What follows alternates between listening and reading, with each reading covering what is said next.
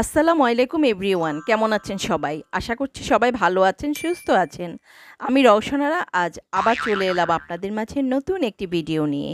আশা করছি আমার এই ভিডিও আপনাদের সবার কাছে ভালো লাগবে এবং সম্পূর্ণটা দেখবেন। আর ভালো লাগলে আমাকে লাইক দিবেন, শেয়ার করবেন, সাবস্ক্রাইব করবেন।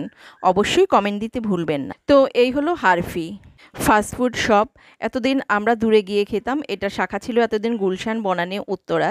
তো এখন নতুন খুলেছে হলো ধানমন্ডিতে, ধানমন্ডি ২৭ নাম্বারে। তো আজ আমি এলাম এখানে খাবো এইজন্য।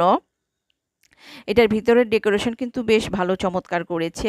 একতলা দোতলা নিয়ে একটা সম্পূর্ণ ফুডের দোকান, কেএফসি টাইপ। এটা চার দেয়ালে বেশ সুন্দর কারুকাজ, দেশীয় কারুকাজের কাজ প্লাস হচ্ছে প্লেট বসানো, ডেকোরেশন করেছে, বেশ ভালো লাগলো। হারফির এই শাখাতে আমরা আজ প্রথমেই এলাম। এতদিন অন্যান্য শাখায় খেয়েছি। তো হারফির খাবার কিন্তু বেশ চমৎকার। তো সামান্তা, শিজা আর ওদের বাবা মিলে হচ্ছে কি খাবে, কি অর্ডার দিবে সেটা দেখছে। প্রাইসগুলি একটু হাই এখানকার, কিন্তু খাবারও বেশ চমৎকার, মজা। যদিও এই শাখায় আমি এখনও খাইনি, খেয়ে পরে বাকিটা আপনাদেরকে ডিটেলস বলবো। মেনু দেখে আমরা ঠিক করলাম যে আমরা চিকেন খাবো। তো চিকেন অর্ডার দেওয়ার জন্য আমরা নিচে যাচ্ছি। এই ফাঁকে আপনাদেরকে নিচের ডেকোরেশনটাও একটু দেখাই।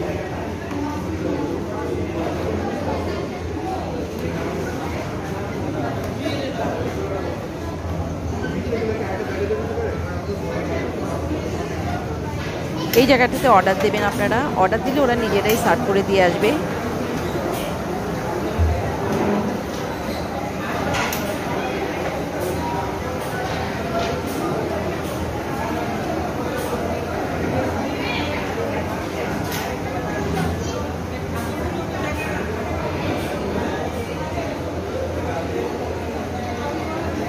নিচেই আছে ছোট বাচ্চাদের জন্য, যাদের বয়স ৩ বছর তাদের জন্য একটা প্লে জোন আছে।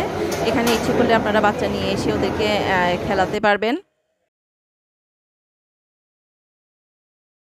তো খাবারটা অর্ডার দিয়ে আমরা উপরে চলে এলাম। আবার উপরে এসে কিছু ছবি উঠালাম। প্রত্যেকেই এখানে দেখলাম যে ছবি উঠাচ্ছে, তো আমরাও কিছু ছবি উঠালাম, ভিডিও করলাম। আসলে এই জায়গাটা থেকে ধানমন্ডি ২৭ নাম্বারের যেই রাস্তাটা সেটা কিন্তু সম্পূর্ণ দেখা যাচ্ছে আর ভালো লাগছে। খেতে খেতে আপনি বাইরের ভিউটাও দেখতে পাবেন।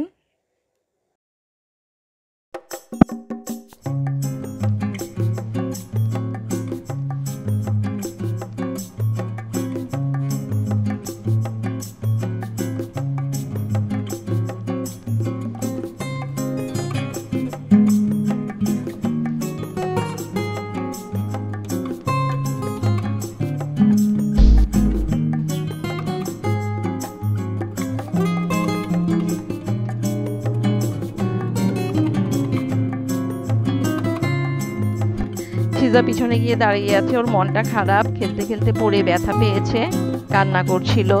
এই হলো ওদের বাবা মেয়ের ভালোবাসা। ওরা সামান্তা শিজা হচ্ছে ওদের বাবার বেশ ভক্ত, আবার ওদের বাবাও সামান্তা শিজাকে ছাড়া কিছুই বুঝে না। দুই মেয়ে হচ্ছে বাবার খুবই আদরের মেয়ে। এখানে একটা কথা বলে রাখি যে আমরা যখন গিয়েছি তখন কিন্তু ওদের এখানকার যে খাবার, এখানে বসে খাওয়াটা সেটা বন্ধ হয়ে গিয়েছে। তারপরে সোহাগ কোনোভাবে ম্যানেজ করেছে এখানে বসেই খাবো, নইলে বাসায় নিয়ে খেতে হবে। আমাদের খাবার চলে আসলো।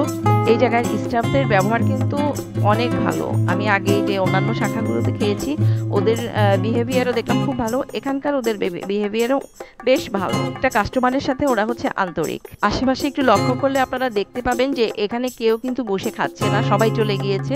একমাত্র আমরা ছাড়া সবাই পার্সেল নিয়ে নিয়ে বাসায় চলে গিয়েছে। শুধুমাত্র আমরাই এখানে এখন বসে খেতে পারবো। নিচে হয়তোবা কিছু আছে, কেউ আছে, কিন্তু উপরে কেউ নেই, একদম খালি আমরা ছাড়া।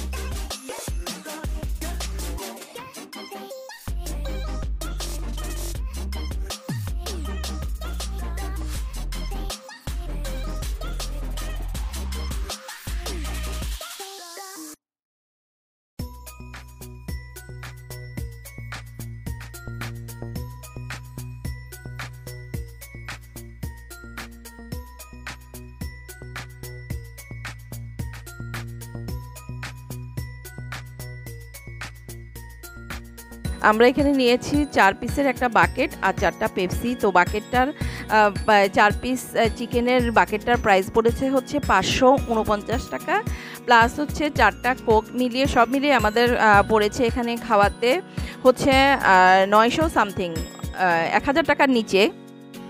তো খাবার কিন্তু বেশ চমৎকার, চিকেনগুলি সত্যি সত্যি অসম্ভব ভালো। যারা সবসময় কেএফসিতে গিয়ে খেয়ে থাকেন তারা এখানে এসে একবার খেয়ে দেখবেন।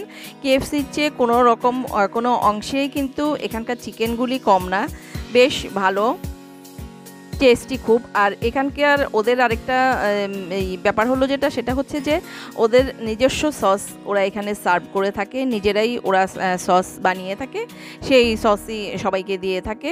এটা হচ্ছে বাইরের কোনো সস না, নিজেরাই নিজেদের সস সার্ভ করে। এই সসের টেস্ট হচ্ছে সম্পূর্ণ অন্যরকম একটা টেস্ট, ভালো লাগলো।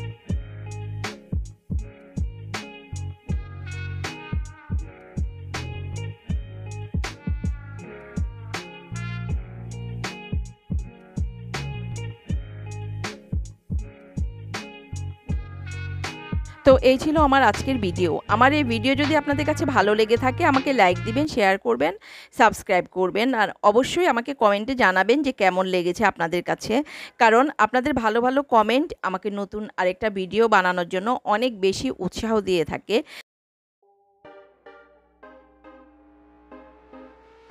আজ তাহলে এ পর্যন্ত, আবার দেখা হবে অন্য কোনো সময় অন্য কোনো ভিডিও নিয়ে। সেই পর্যন্ত আপনারা সবাই ভালো থাকবেন, সুস্থ থাকবেন। আল্লাহ হাফেজ।